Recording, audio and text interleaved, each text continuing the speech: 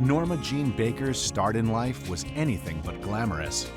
Born on June 1, 1926 in Los Angeles, California, the identity of her father was never determined, and her mother suffered from severe psychological problems which made it impossible to raise her daughter. Marilyn Monroe had a vulnerability about her that we saw in her eyes.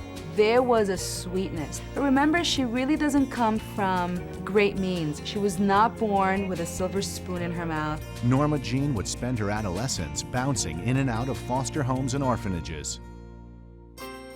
In 1942, she married her 21-year-old neighbor, Jimmy Doherty. Things were good between them until Jimmy left to serve in the Pacific. While Jimmy was overseas, Norma Jean took a job at a radioplane munitions factory in Burbank, California. Photographer David Conover couldn't believe his eyes when he came across her while shooting pictures of women contributing to the war effort. The young beauty became a successful model, but she had dreams of becoming the next Lana Turner or Jean Harlow. She enrolled in drama classes.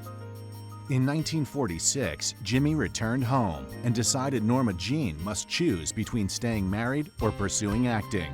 The couple divorced. When Norma Jean signed her first studio contract with 20th Century Fox in 1946, she was paid $125 a week. Along with the weekly check came a new name and a new hair color as the young starlet now known as Marilyn Monroe. Norma Jean decided to create a character.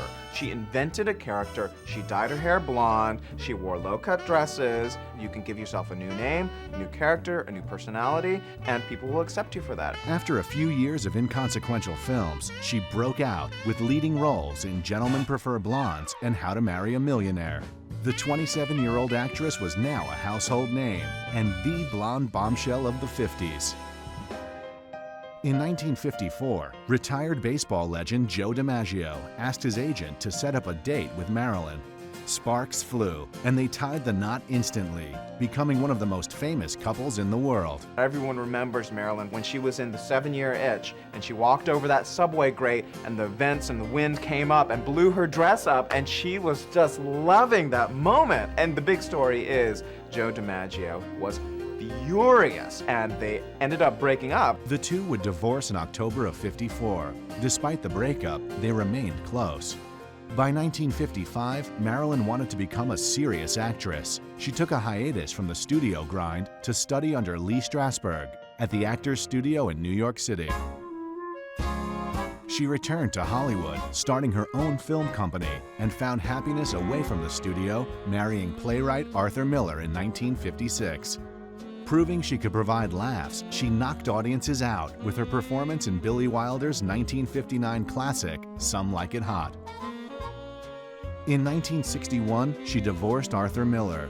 She was struggling with personal issues, and The Misfits, which would be her final completed film, was a box office disappointment. She never completed her final film, Something's Gotta Give. In 1962, the 36-year-old star was found dead in her Brentwood home with a bottle of sleeping tablets beside her.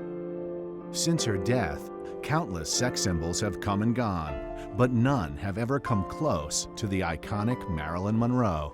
Marilyn really was, she was the one who transitioned America from the monochromatic black and white 50s into, the Technicolor 60s. From generation to generation, people are still looking up to her. People are still modeling themselves after her. They want to be like her.